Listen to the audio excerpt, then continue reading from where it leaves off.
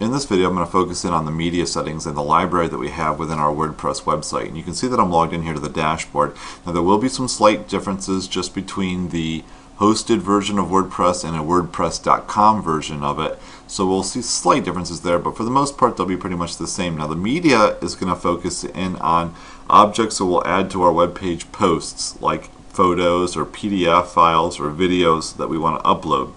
And so we'll take a look at adding that stuff to our web page and how it gets uploaded and where it will be located at. So let's go ahead and click on or hover over settings and click on the media link, and we'll go ahead and take a look at these settings. Now for the most part they're going to be the same between this WordPress.com and a hosted WordPress website, and especially when we first start off here with the sizes.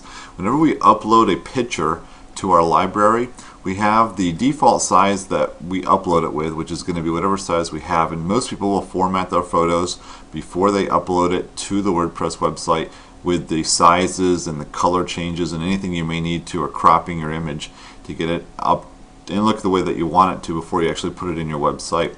After we upload our image, we will have some default sizes or some preset sizes that we can use to manipulate our photo. Now the reason why we have some of these is because certain themes that we'll have for our WordPress website may be certain pixels wide, and what we could do is we can manipulate one of these sizes to fit a width of a post or something that we're working with, or even possibly the sidebars and so forth within our website. So we could manipulate these to make it fit exactly the size or dimensions that we want.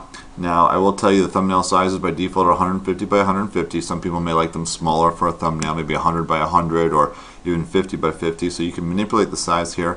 I will tell you can always put in your custom size whenever we insert a photo into our post.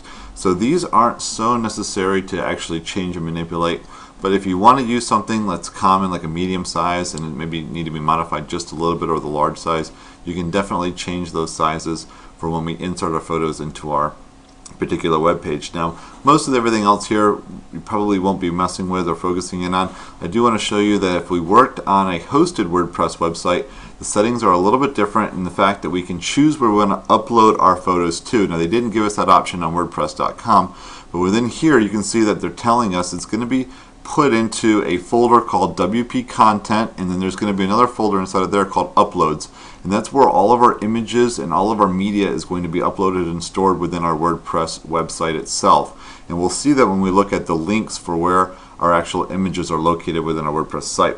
And we have the option of overwriting that if we wanted to. Now I'm not going to do any overwriting for this. We also have the option of how our images are going to be uploaded, and by default, and this is the same thing for WordPress.com, we're going to go ahead and upload them into a month and year based set of folders, and we'll see that so that whenever time we upload, like it's April of 2012 right now, whenever we upload it's going to have a 2012 folder and a 4 for the month of April folder for me, so that the next month it's going to change it to a 5 and so forth. So we'll look at that when we look at our actual library itself. So let me go back to the WordPress.com website, and I'm going to go ahead and click on media, and it's going to take us to where our library is going to be located. Now I currently don't have any images or any files uploaded here to my media, so we'll go ahead and show you how to do that while we're going through. Also notice that if you're using WordPress.com, you do have a 3 GB upload space by default that you're going to be limited to. Now I'm going to recommend that if you're doing movies or videos of some sort, you probably should use a third-party site like YouTube to actually do all your uploads through, and then you can embed that into your posts rather than taking up all your space. But it's up to you. If you have your own videos that you want to put on here, you definitely can do that as well. But I typically would save my media library for PDF type files or pictures that we have here to work with, and we'll see that when we do an upload. So you can either hit add new here, or you can come over here and after you've clicked on media and you can choose add new, and we can add objects here to our library, and you'll see that the different file types that we have here to work with, the different JPEGs, the PNGs, the GIFs, the PDFs. You've got also Office documents that you can use as well, and you can see there's a variety of Office file extensions that we can upload to our library. So anytime we want to upload something that's not just plain text within my post, this is where I'll want to go ahead and do this. We do have a upload limit size of 1 GB. You can see that right there, maximum upload size on the WordPress.com site. So I'll show you how to go ahead and do this. We're going to go ahead and choose select files, and we're going to allow us to browse our particular computer for the files that we're looking for. And I do have a file or two. Let's see, I've got the bike picture. I'm going to go ahead and open. and you'll see that it's going to go through and start uploading it. It will say crunching here in just a second, and sometimes that happens really fast, and you can see now the image has already been uploaded. So we can see the details of our upload here, and I've got the option of changing the title of the particular picture that I have here to work with. Alternate text. Now this is going to be great for some of the browsers that we have. If we hover over the image, you may see a little tag appear that tells us a little bit about this image. So you may want to put a slight description, and you'll notice it's going to be a small one, so just a few word description of what we've got.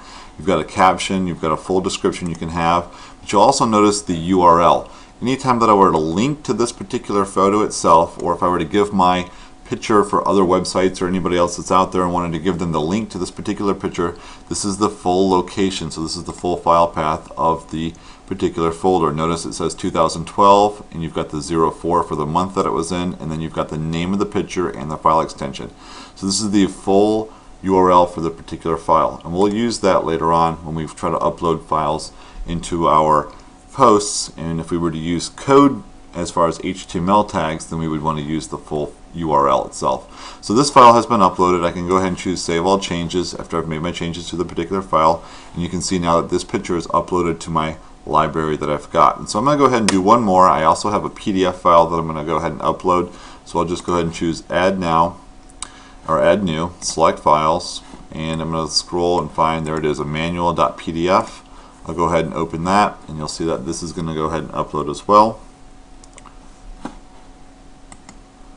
And it's gone ahead and already uploaded. Now I will tell you, there have been times where during the upload process it seems like it stalled, and after doing a quick refresh on my page it'll appear. So if you ever have that happen, try to do a refresh on your website itself and see if that, just on the browser right here, and see if that'll actually allow you to see the media that you have now in your library. But you can see I can do the changes here for this particular file that I've uploaded.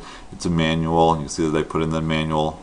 I also have the file URL, so this is slightly different than a photo. It doesn't have some of those same options that we can go ahead and change, but you'll see the full URL, and again it's 2012-04, which is the year and the month that I've uploaded it, and then the name of the particular object that I've uploaded. So I'm going to go ahead and choose to Save All Changes, and we can go in anytime we want to, and we can modify these objects that I've gone ahead and uploaded. So you can see that I've got the edit and edit.